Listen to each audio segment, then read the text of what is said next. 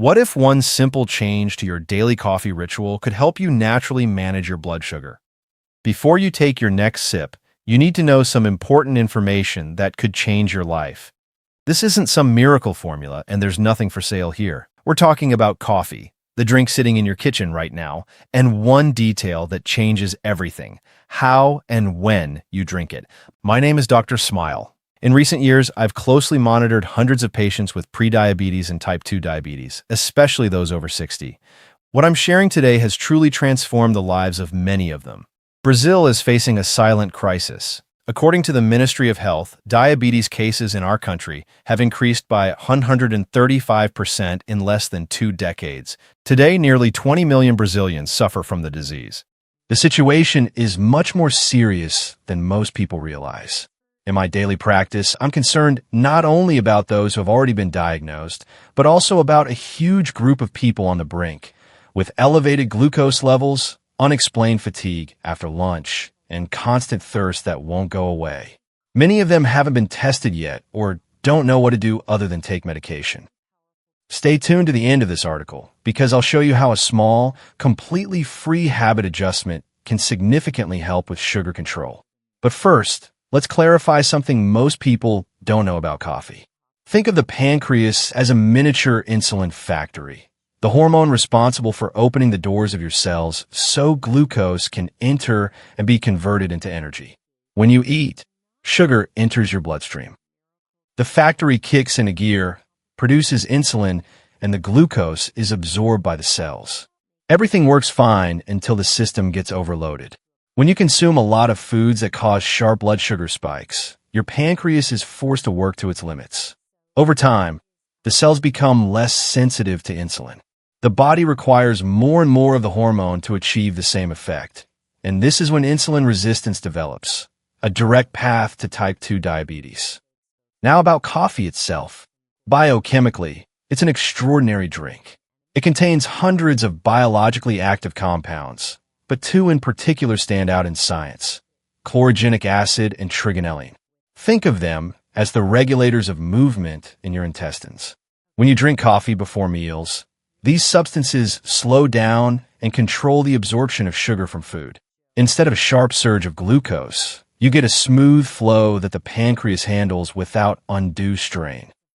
A study published in the journal Diabetes Care and conducted by scientists at the Harvard T.H. Chan School of Public Health analyzed data from more than 1 million people. The conclusion is impressive. Regular coffee consumption is associated with a significant reduction in the risk of developing type 2 diabetes. The effect depends on dosage. The more cups a day, within reasonable limits, the lower the likelihood of developing the disease. In 2018, researchers from the Karolinska Institutet in Sweden, one of the most respected medical institutions in the world, reviewed 30 different studies involving nearly 1,220,000 participants. They confirmed that drinking both regular and decaffeinated coffee was associated with a reduced risk of diabetes by approximately 30%. However, the benefits directly depend on how you consume this beverage. The wrong method and the wrong time can work against you. I see this all too often in my practice. Let me tell you about Mr. Arnaldo, a 72-year-old retiree. He had been drinking coffee since he was 17 and was proud of it. But when he came to see me, his fasting blood sugar was 138 and his glycated hemoglobin, which reflects his average blood sugar levels over the past 3 months, was 7. 1%, which is above normal. He insisted he was doing everything right, going for walks 3 times a week and drinking coffee daily. I asked him to describe his routine in detail. It turned out that every morning, immediately after waking up and before eating, he drank a large cup of strong black coffee, then another at 15 with dessert, and sometimes a third before bed, believing it helped him relax. These are 3 classic mistakes. Mistake number 1, drinking coffee on an empty stomach immediately after waking up. This is the most common and harmful habit. When you wake up after an overnight fast, your body already has elevated levels of cortisol, the stress hormone. Cortisol signals your liver to release glucose into the bloodstream, so you have energy to start the day. This is a normal survival mechanism. The problem is that caffeine amplifies this effect. It further stimulates the adrenal glands, releasing more adrenaline, and the liver responds with an even stronger sugar surge. You haven't even eaten anything, but your glucose levels have already risen by 20 to 40 milligrams per deciliter. A study in the British Journal of Nutrition confirmed that drinking black coffee on an empty stomach after waking up significantly increases morning blood sugar levels. Mistake number 2: drinking coffee with sugar, artificial sweeteners, or cream. A spoonful of sugar causes an immediate spike in glucose and neutralizes the benefits of chlorogenic acid. It's like putting out a fire by pouring gasoline on it. As for sweeteners, many consider them the perfect solution. However, research from 2021 shows that aspartame and sucralose can alter the gut microbiome, which plays a key role in glucose metabolism, impairing long-term blood sugar control. In January 2025, the Harvard School of Public Health published data in the American Journal of Clinical Nutrition. Pure coffee, without additives, reduced the risk of diabetes by 10% for every additional cup per day. But with added sugar, this protective effect was significantly reduced. The conclusion is simple: remove the sugar from your drink. Mistake number 3: drinking coffee late in the evening or at night. Caffeine's half-life in the body is 5 to 6 hours. This means that if you drink a cup at 1500 hours p.m., half of that caffeine is still circulating in your bloodstream at 2000 hours p.m. This maintains high cortisol levels and interferes with deep sleep.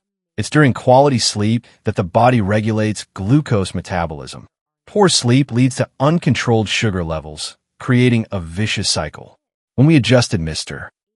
Arnaldo's habits, his fasting sugar dropped from 138 to 112% in 8 weeks.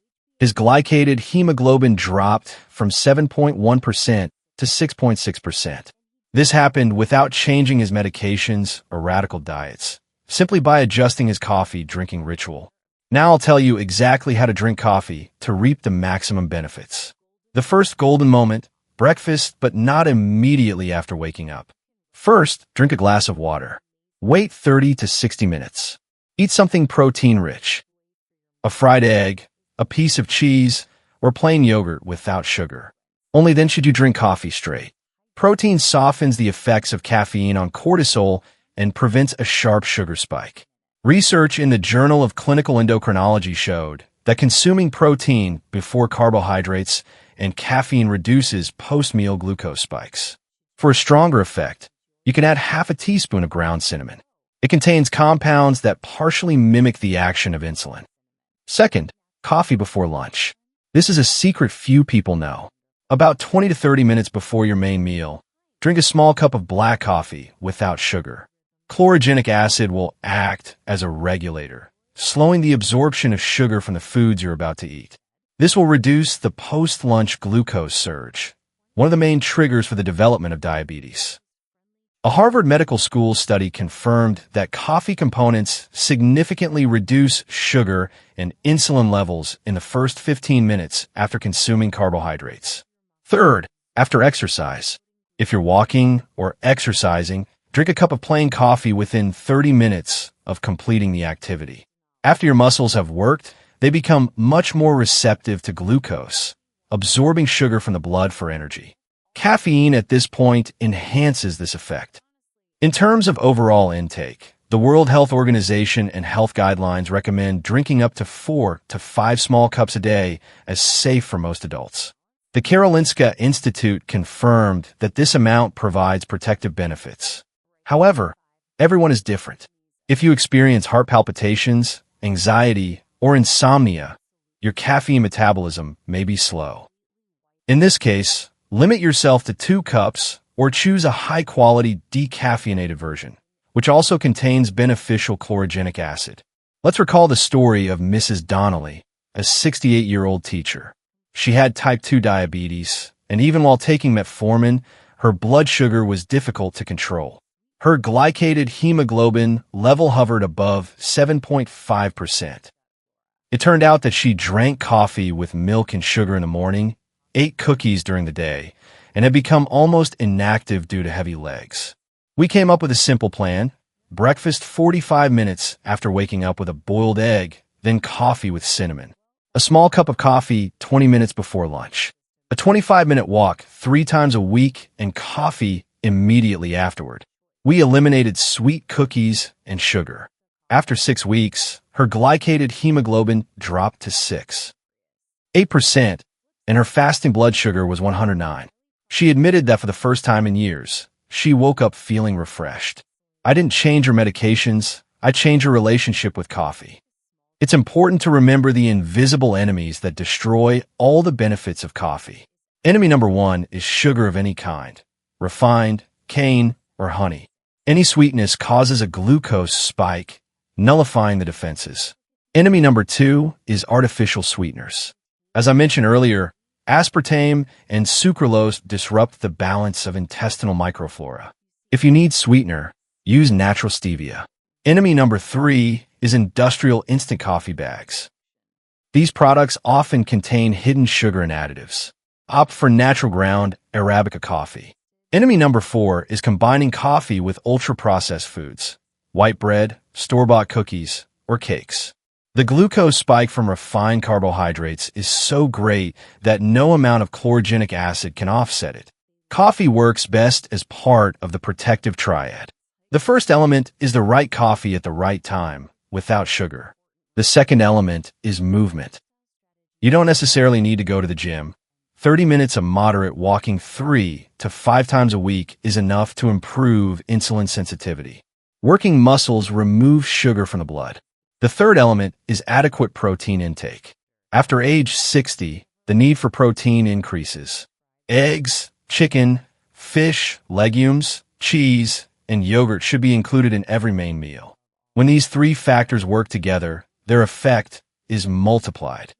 Everything described here is a lifestyle strategy based on scientific evidence. While helpful, it is not a substitute for medical supervision. If you have been diagnosed with diabetes, never change your medication dosage on your own. Discuss this information with your doctor. Share this material with loved ones, friends, or parents struggling with high blood sugar. Quality information is one of the best gifts. Your body is not your enemy. It constantly strives for balance and healing. High blood sugar, fatigue, or swelling are signals for help. Often, what your body needs isn't a new pill, but a small change in habits, such as when you drink your coffee. Health doesn't live in a pharmacy, but in your daily actions.